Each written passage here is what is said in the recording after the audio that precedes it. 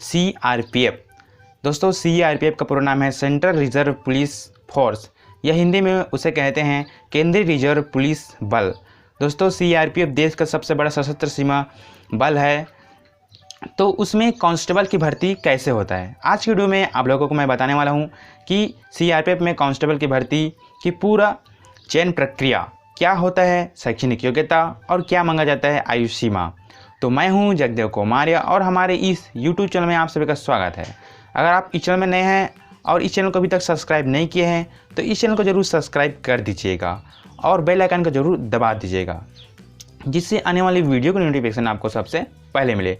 मैं इसी तरह के वीडियो आप लोगों के पास बनाकर लेकर आता रहता हूं, जिससे आपके नॉलेज बढ़ सके और फॉर्म भरने से पहले क्या क्या मांगा जाता है उसके बारे में जानकारी मिल सके। तो इस वीडियो को अंत तक जरूर देखिएगा। पहला पॉइंट है दोस्तों, केंद्रीय रिजर्व पुलिस बल सीआरपीएफ में कांस्टेबल की भर्ती। तो केंद्रीय रिजर्व पुलिस बल सीआरपीएफ में भारत के केंद्रीय सशस्त्र पुलिस बलों में से समय समय पर बड़ी संख्या में कांस्टेबल के पदों पर भर्ती करता है।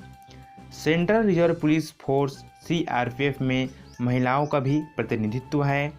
इसके लिए महिलाओं और पुरुष उम्मीदवार आधिकारिक वेबसाइट www.crpf.nic.in के माध्यम से अपडेट रह सकते हैं। कांस्टेबल जनरल ड्यूटी के लिए उम्मीदवार किसी मान्यता प्राप्त बोर्ड विश्वविद्यालय से मैट्रिक या समकक्ष पास होना चाहिए और हेड कांस्टेबल जनरल ड्यूटी के लिए किसी मान्यता प्राप्त बोर्ड या विश्वविद्यालय से 10+2 या समकक्ष योग्यता धारक उम्मीदवार आवेदन के पात्र होते हैं। इसके अलावा कांस्टेबल ट्रेडमैन जैसे ड्राइवर हो गया, टेक्निकल हेड कांस्टेबल, स्टोनो और हवलदार पदों पर भी नियुक्ति की जाती है सीआरपीएफ में। इसके अलावा केंद्रीय सशस्त्र पुलिस बलों में स्पोर्ट कोटा के तहत भी भर्ती किया जाता है। इसके लिए उम्मीदवार आवश्यक योग्यता पूरी करता हो और संबंधित खेलों में से कम राज्य स्तरीय का खिलाड़ी होना अनिवार्य होता है। देश का सबसे बड़ा केंद्रीय सशस्त्र पुलिस बल केंद्रीय रिजर्व पुलिस बल मतलब सीआरपीएफ भारत सरकार के गृह मंत्रालय के अधीन कार्य करता है। दोस्तों आज़ाद भारत से पहले सीआरपीएफ की स्थापना क्राउन प्रतिनिधि पुलिस के रूप में 27 जुलाई 1939 को की गई थी, लेकिन भारतीय स्वतंत्रता के पश्चात 28 दिसंबर 1949 को सीआरपीएफ अधिनियम के लागू किए जाने के बाद यह केंद्रीय रिजर्व पुलिस बल बन गया। देश की सीमाओं पर तैनात से लेकर देश के भीतर भी तमाम तरह के ऑपरेशन में सेंट्रल पुलिस फोर्स की भूमिका न केवल महत्वपूर्ण है अपितु सराहनीय है। इसमें महिलाओं का भी प्रतिनिधित्व होता है।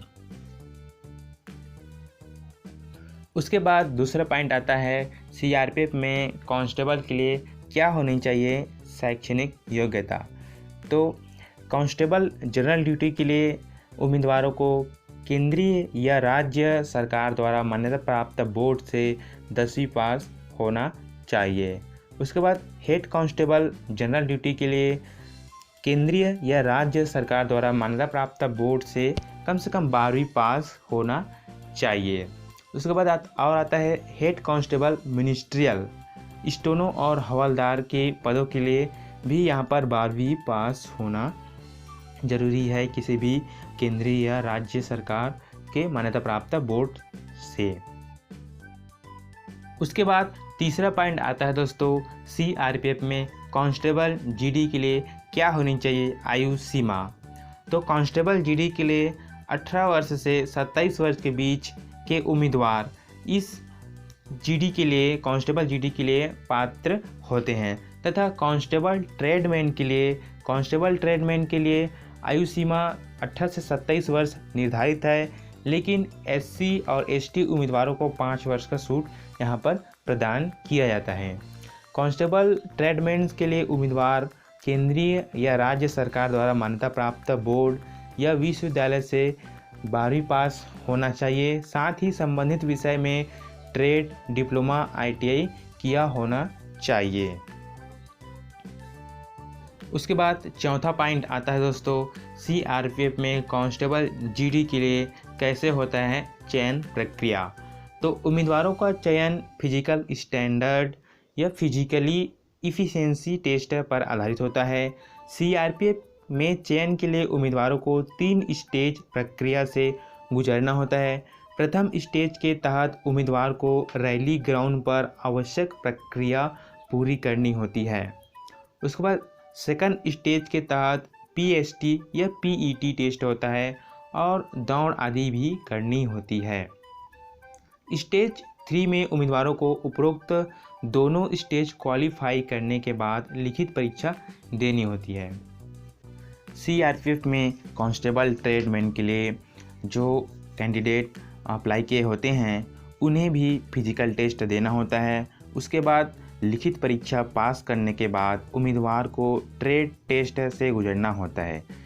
ठीक है, ट्रेड टेस्ट सब्जेक्टिव और ऑब्जेक्टिव दोनों प्रकार से होता है।